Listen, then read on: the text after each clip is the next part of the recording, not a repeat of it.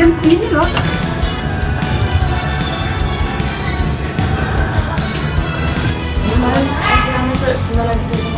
Oh iya, iya.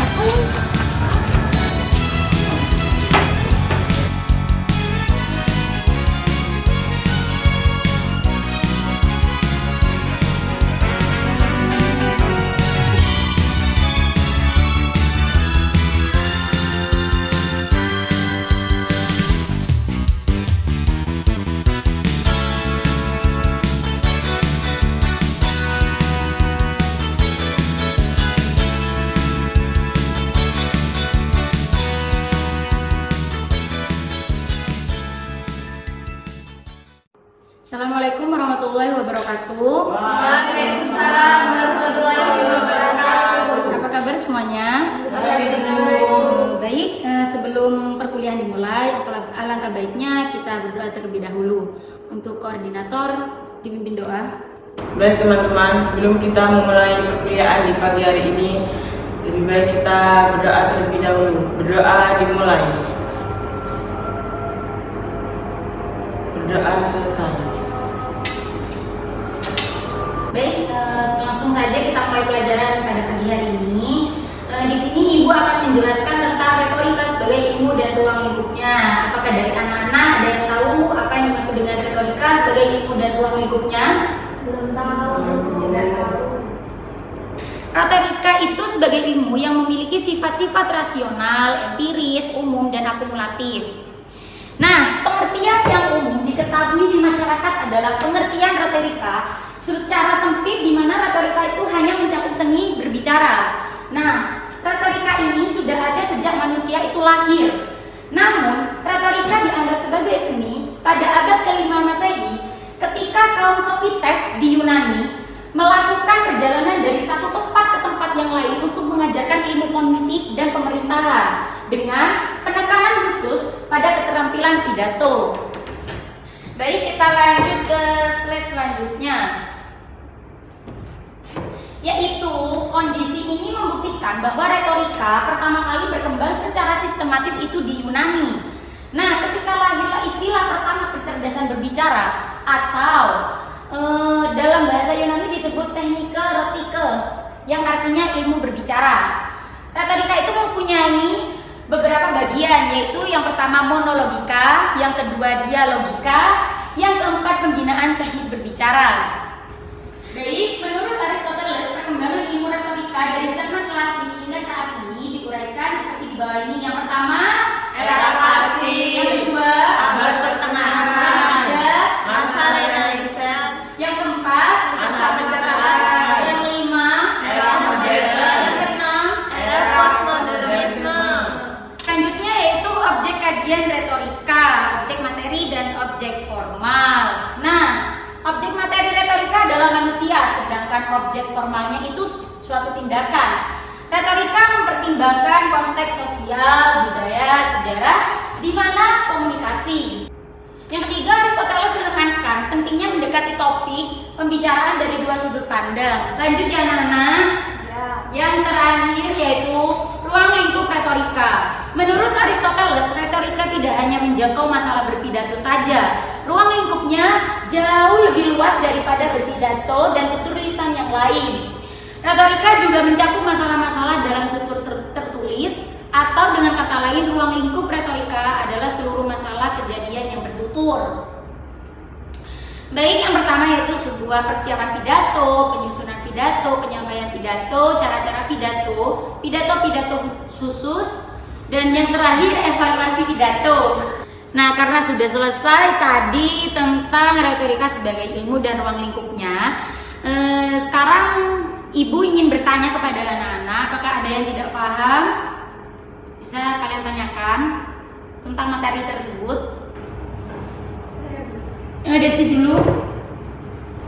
Terima kasih atas kesempatannya, Bu. Pertanyaannya, bagaimana retorika berperan dalam pengembangan keterampilan komunikasi yang efektif dalam berbagai konteks? Baik, Desi, di sini Ibu akan menjawab pertanyaannya sampean. Kan pertanyaan barusan bagaimana retorika berperan dalam mengembangkan keterampilan komunikasi yang efektif dalam berbagai konteks. Nah, retorika itu berperan penting dalam pengembangan keterampilan komunikasi yang efektif dengan memberikan pemahaman mendalam tentang cara pemikiran dan sikap orang. Habis itu dengan mempelajari retorika, seseorang dapat belajar bagaimana sih nantinya kita akan membangun suatu argumen yang kuat untuk menyusun pesan yang persuasif dan memahami audiens secara lebih baik. Semua hal ini menjadi dasar keterampilan suatu komunikasi yang efektif dalam berbagai situasi personal dan profesional. Nah, mungkin dari jawaban Ibu barusan, anak-anak ada yang ingin menanggapi? Mau menanggapi? Ya, silakan Karas. Kalau menurut saya, pengembangan keterampilan komunikasi itu tidak selalu melibatkan retorika. Meskipun retorika itu memberikan kontribusi penting dalam memahami struktur, argumen yang kuat dan strategi dalam persuasif. Terdapat pendekatan lain dalam memperoleh keterampilan komunikasi efektif, seperti praktik langsung, pelatihan interaksi sosial, dan pembelajaran dari pengalaman sehari-hari. Selain itu, beberapa individu mungkin memiliki bakat alami dalam berkomunikasi secara langsung tanpa harus mengandalkan studi retorika secara khusus. Baik, mungkin itu sanggahan dari saya. Terima kasih Karas. Selanjutnya, apakah dari anak-anak ada yang ingin bertanya kembali? Nazil dulu. Saya ingin bertanya, Bu, apa kontribusi retorika sebagai ilmu terhadap pemahaman kita tentang bagaimana bahasa bisa digunakan untuk mempengaruhi pendapat orang lain? Terima kasih. Di sini saya akan menjawab dari pertanyaan Nazil. Retorika itu memberikan kontribusi penting dalam memahami cara bahasa yang digunakan untuk mempengaruhi pendapat orang lain, dengan membantu kita untuk mengidentifikasi dan menganalisis strategi persuasif yang digunakan dalam berkomunikasi. Nah, melalui retorika ini kita dapat mempelajari bagaimana kata-kata itu dipilih, struktur argumen dibangun, dan teknik persuasif diterapkan untuk mempengaruhi pemikiran dan sikap audiens. Dalam hal ini, penggunaan gaya bahasa, logika, retorika, visual, dan pemilihan kata yang tepat untuk mencapai suatu tujuan persuasif. Dengan memahami ini, kita itu dapat lebih waspada terhadap upaya persuasif yang mungkin mempengaruhi pandangan atau sikap kita terhadap suatu hal. Dari yang Ibu paparkan tadi, apakah anak-anak ada yang memberi feedback? Saya Bu, di sini saya mau menyanggah setelah jawaban yang sudah Ibu jawab tadi, yaitu retorika meskipun memberikan wawasan tentang penggunaan bahasa yang untuk mempengaruhi pendapat orang lain, tapi tidak selalu mencakup semua aspek yang terlibat dalam proses tersebut. Faktor-faktor seperti konteks budaya, latar belakang individu, dan pengalaman pribadi juga memainkan peran penting dalam bagaimana seseorang menerima pesan persuasif tersebut. Sementara retorika membantu untuk memahami strategi bahasa yang dapat digunakan, seperti faktor-faktor eksternal lainnya juga perlu dipertimbangkan untuk mendapatkan pemahaman yang lebih komprehensif tentang bagaimana bahasa mempengaruhi opini dan sikap seseorang tersebut. Itu menurut saya. Terima kasih.